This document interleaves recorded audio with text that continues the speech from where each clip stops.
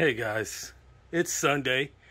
I'm about to take off and go up here to Santa Clarita. There's a food truck festival going on up here, and I'm gonna go up with some of the guys and have a good smoke.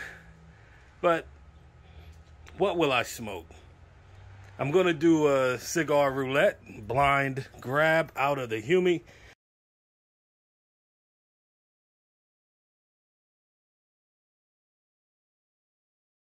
I'm gonna reach in on this shelf. The last time I did this, I pulled out a stick that I didn't really enjoy too much. Hopefully this time I get something a little better. So let me go ahead and open this up. Again, the way this works is I'm not gonna look, right? So I'm gonna turn my head. Trust me, I'm turning my head. And I'm just gonna kind of reach in here. I have a couple boxes over here, so I'm gonna have to reach under them, or I have a pile of cigars right here.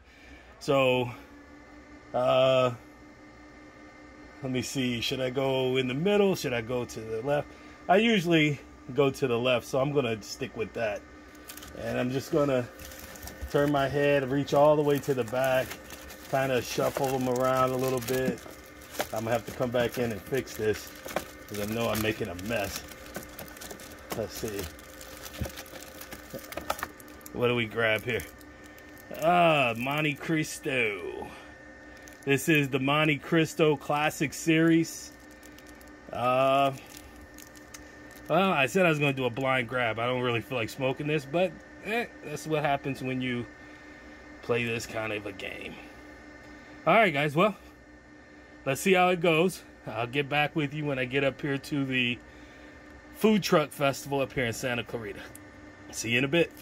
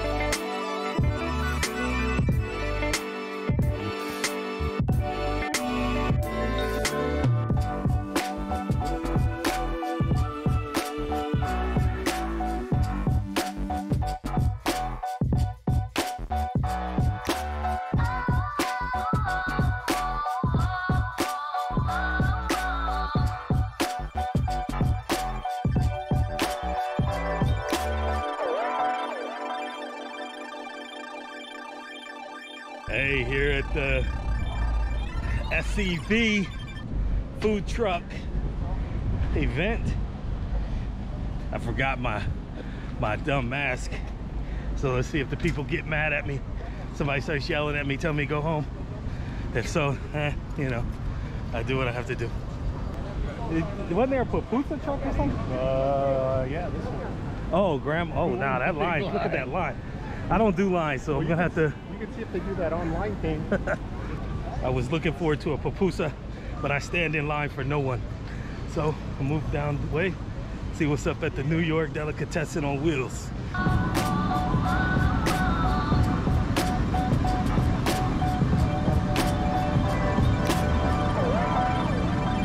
Garlic Parmesan fries, nacho cheese fries, chili. I might get some chili cheese fries. I don't know. You know, it's a community event. The prices are a little bit high, but you know, you're helping support businesses. I don't know if we can call them local since they're food trucks. I don't know where these guys normally station themselves, but we'll see. And Buddha and I are gonna come over here, eat our sandwiches, and then smoke a couple cigars. As you know, I chose that Monte Cristo, so I'm gonna pull that out, smoke it. Depending on how much time we have, I brought a couple extra sticks just in case, you know, we have some more time and I can fire those up. Well, let me sit here and wait for my food, and then I'll get back to you guys. Before I left the house, I did a blind grab. I got this Monte Cristo Classic Series yellow band there. So I'm gonna smoke it and see what it's all about. My reaction before may be unjustified. I'm gonna check the humidity, make sure it's right. I tend to bring out my humidity meter or humimeter when I come out, just to make sure if I'm gonna give a review of a cigar that I do it some, you know, some justice, that is fair. Because if you smoke a cigar and it's at the wrong humidity, then, you know, you're reviewing it and you're saying, oh, it smokes like, you know, a mass conflagration, then that's a big fire. Then, you know, that may not be fair. So let's see here what we got.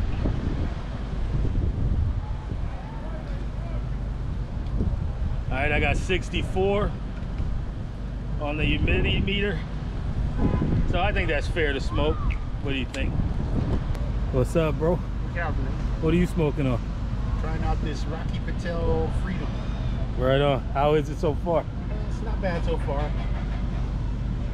It's probably near their bargain basement line. Not like a 55, 25. Way more flavor, way more depth. How do you compare it? You'd smoke that anniversary, right? Yeah. That one that had the fancy bands on it? Yeah, that was really good. Yeah. How do you compare the two of those? Oh, that one blows it out of the water. You know, you get what you pay for when it comes to cigars. When you spend more, you get better cigars. So I got this thing going. Initially, I'm getting a little nuttiness.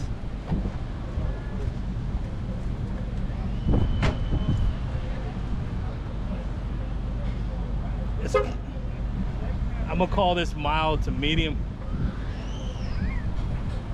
You know, this cigar has been around, so I'm sure this review of it is not the first one. I probably don't even need to review it. I'm just saying what I think, I guess.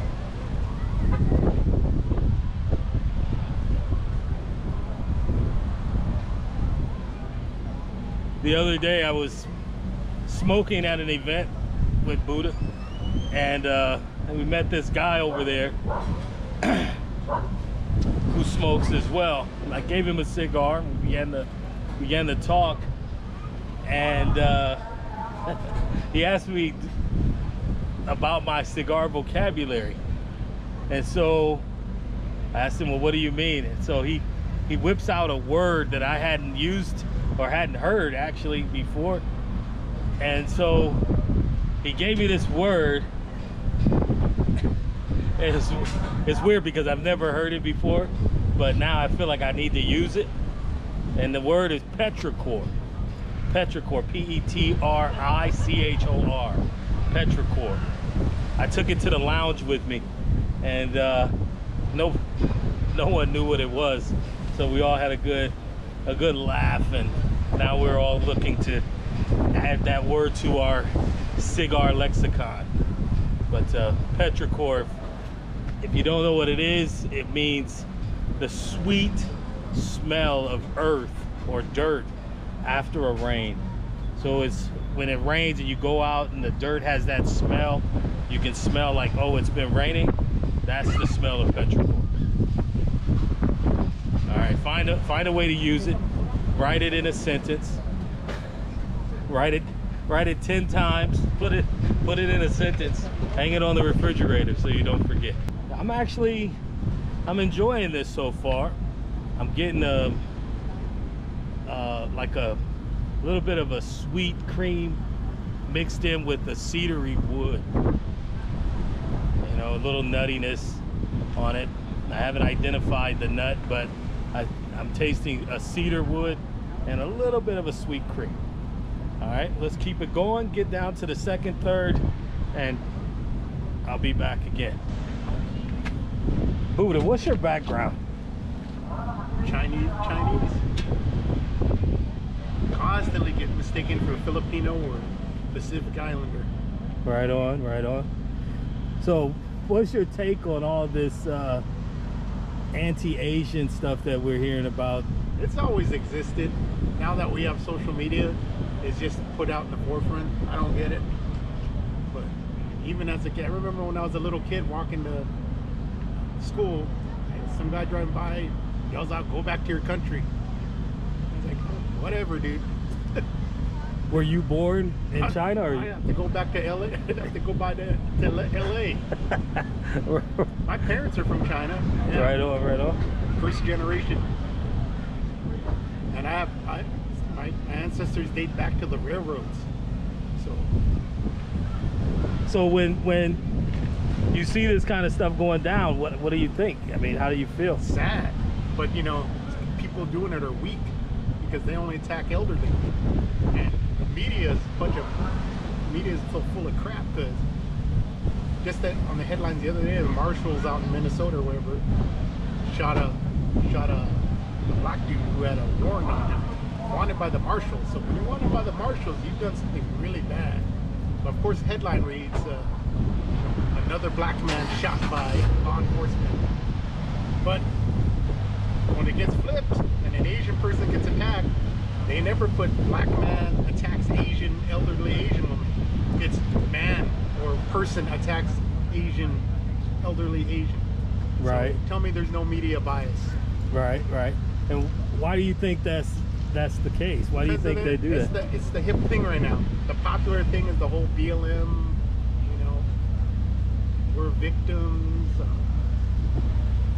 And no one ever, you know, every race has a chance to succeed out here.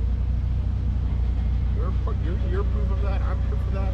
My parents came here not knowing a word of English, and they were able to make their mark. So, I don't get it. So you believe in a meritocracy and working hard and earning your way. That's the core principles. I got my ass beat if I didn't put in work. Right on, right on.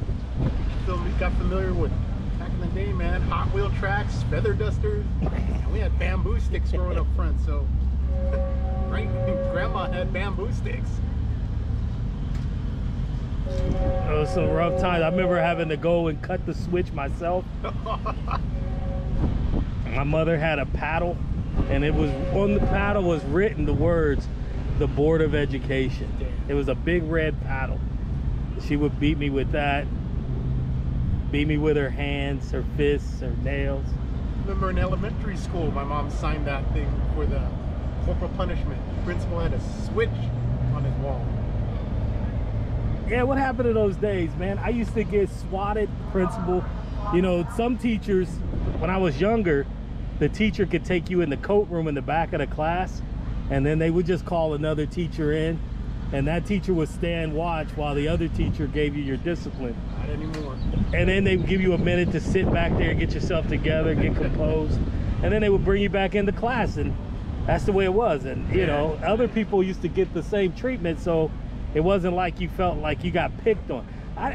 That's one of the things I don't understand about today. I feel like when I was younger, when we were young, because we're about the same age, if you got disciplined by your parents or you got disciplined by your teachers, your principal, it never crossed my mind to hate them. Nope. It never crossed my mind to seek vengeance against them. I looked at myself and said, I probably shouldn't do that anymore. I probably shouldn't be out here acting a fool. It's not in my best interest. Yeah. But nowadays, if somebody says something to you, if someone says something you feel emotionally responsive to, you know, you might develop thoughts of going home and getting a gun, or I just don't understand it, man. Or you just completely shut down. I've seen people, you say something to them, they think they're, you know, a 10, and you explain to them why they're a 5, and they completely shut down and become a 0. You know, it's like there's no resiliency, there's no desire to be better than you are. You think you're better than you are, but there's no desire to actually be better than you are. It's a sad state. It's a very rare situation.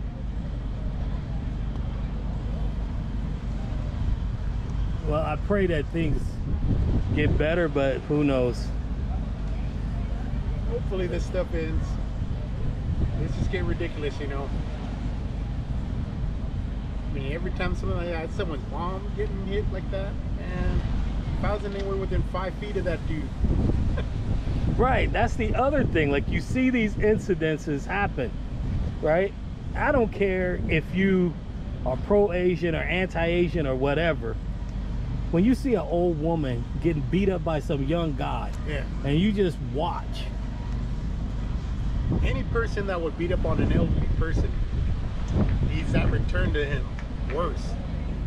I saw a video, I think our buddy sent me this video yesterday, of a guy that didn't have any arms. He had like a half an arm on one side and no arm on the other side, and he had, you know, he had some issues with his legs, and I guess he had got into it, I don't know. He was having a verbal dispute with some people, and then he turned to walk away, and one of the guys ran up and kicked him and knocked him down. The guy fell all into the little turnstile and whatnot. And I'm looking at this and I'm saying to myself, this dude is a coward in multiple ways. One, when the guy was talking trash to your face, you didn't do anything. He turns his back and walks away, then you run up and kick him in the back. On top of that, the guy's got no arms. Even if he wants to fight you, I mean, really, seriously, what glory is there in taking on that fight? You don't have to, bro. That guy's got problems in his life already. That's probably why he's angry. You know, not because he has no arms, but he's obviously dealing with some stuff in his life. Yeah. And then you're over here gonna take it to another level, and then without even being a man about it, you don't even confront him in his face. You wait till he turns his back and walks away, and then you run up and kick him. I don't care if he called you nigger, I don't care what he said to you. You don't run up and kick a guy like that in the back. Nope. It's unjustified, bro. No. You got to be the bigger person. Yeah. And I don't know, that's just the way I see it. And I've never seen a situation that justifies punching elderly women. Yeah. None. I don't know what's wrong with us, man. There was, by my old school, there was a situation where a young woman got raped in front of her apartment building on the street, like 5 feet from the sidewalk. People were walking by, neighbors could hear, she's screaming for her life. This dude rips her pants off. People are walking by, no one stopped to help this woman. What world are we living in? That has to be the absence of manhood in the home, the absence of fathers in the home. I can't understand how that could happen. It's a classic sociology experiment. People don't do anything because they expect someone else to do something. But there's no one else to do anything. There's no one around. At some point, you got to realize this issue is falling in your lap. It's up to you. Yeah, it's sad. People nowadays are afraid to get involved.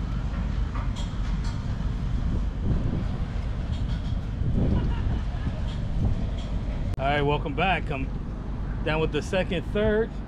To be honest, this is a quick little update. It's smoking the same. I'm still getting the nut and the wood. A little bit of sweetness on it. It seems to be consistent throughout the stick. I don't know if it's going to change in the final third of it or what. We'll see. Be back in a moment.